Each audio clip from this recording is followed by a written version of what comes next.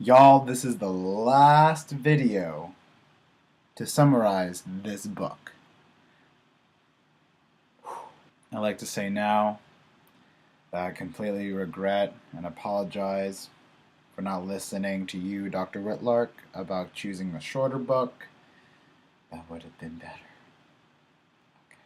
Part 3 of this book is called Evening's Empire, which is already a better start than the last part of the book. This part of the book was really short. I think it's only a chapter, but he decided to make it a full part of the book.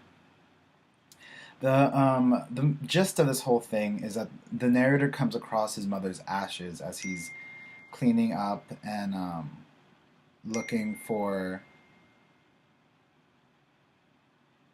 his belongings.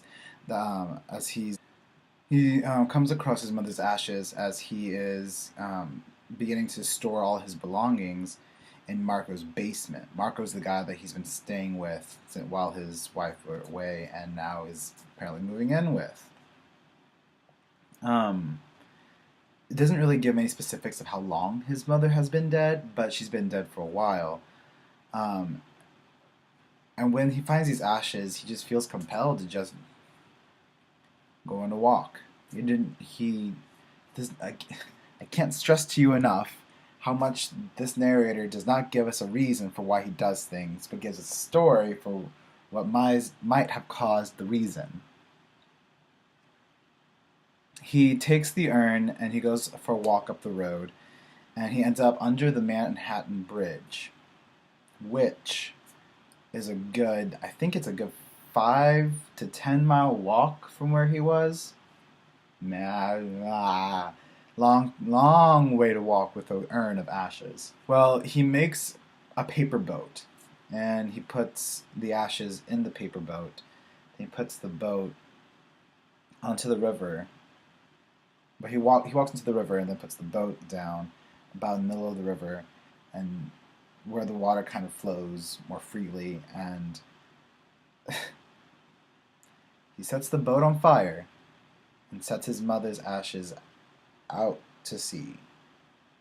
It's a really symbolic gesture. When reading it, I was really touched by it, and um, could see that his mother did mean a great deal to him.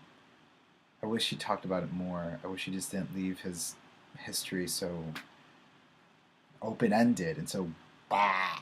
And that begins part 4, entitled "Everybody's a Star." Marco, the guy that he's been living with for a while, sets up a golfing date with some businessmen that honestly seem pretty sketchy. Just because all of a sudden this guy Marco, who doesn't have a job, knows all these businessmen, is going on golfing dates. Anyways, he strongly encourages our narrator, Cecil. They still don't say his name, but I think it's Cecil, to come join them in this golfing activity. Um, when they drive out to the game, well, as they're driving out to the to the country club to play golf, they all the businessmen decide to set the stakes, like start betting about how well each are going to do for the day, and of course they're going to be betting big money, like a lot. Like, I mean, he doesn't even give specifics of how much money. The narrator just says big money, so that could be, I don't know, to him it could be $50, 500, 5,000, 50,000. Um, and still the narrator hadn't eaten or slept in forever. And he begins feeling nauseous and nervous, and then realizes that he's betting money he doesn't have. Um, so as he's playing, he keeps on focusing on excuses that he will use at the end of the 18 holes in case he does lose, instead of focusing on trying to win, which just seems to add more stress to his life, more than he already has. Now, this is when it gets really interesting. Um, So as the day progresses, Marco notices that our narrator isn't feeling well or isn't or notices something's wrong with him. So he approaches him. He's like, "Hey man, wait a minute. Hey man, I noticed you've been being kind of down, man. What's wrong with you, man? Oh man, tell me what's wrong with you, man."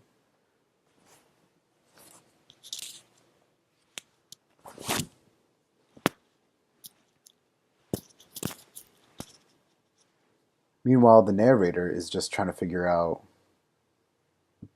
still trying to figure out the best excuse if he loses of how he's gonna make up all the money. Man, whoa! I'm just trying to play golf here. Whoa! And completely tries to push off Marco, the only friend he really has in this entire book, or only friend that wants to be his friend to this entire book. Um, and when it comes to the I think it was the last hole, our narrator hits it so far ahead of everyone else that he's able to mm, be be all alone and just try. He finds himself all alone where he hit the ball. And since this was the last hole, the businessmen decide to up the bet for the final part of this game, and they raised the stakes so high that if um, our narrator won this hole, he would win everything. He would win the whole thing, and everyone would pay him, and that's it. So, while he's alone ahead of all the businessmen, he picks up the ball and he places it very, very close to the hole. So much so that nobody else can even try to get a better score than he does.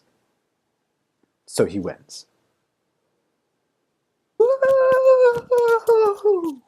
Now all the businessmen pay him off. And the craziest thing is, no one asks any questions.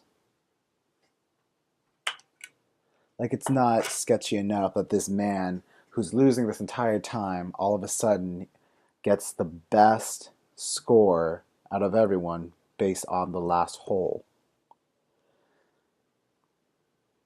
Questionable. Now, with all this cheater blood money, our narrator is able to pay his two sons' private school tuition and put a deposit down on a 3-bedroom apartment. Woo!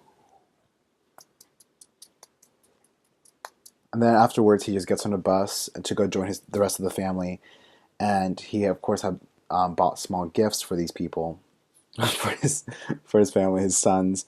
Um, and what's kind of interesting is, as he's giving away these gifts to his sons, he kind of does it as like a last gesture before he leaves them forever. It becomes a really serious moment. Um, Seems just really difficult. But when Claire appears, coming to pick him up from the bus station, Cecil, the narrator, seems so thankful for her presence, and it's not really certain if the rest of his life is going to be with them or without. He kind of is not certain if he's going to leave them or decide to stay, and that really pisses me off. 400 pages of a book, and he still hasn't made a decision about how to better his life. That money's not going to last for long at all. Or it might actually, since we don't know how much money it actually was. To summarize the rest of this book, or the whole book, our narrator has a lot of financial issues that give birth to anxiety, depression, and an identity crisis. which he doesn't seem to handle all that well. But nonetheless, the book is over, it's done, and I will not read this ever again.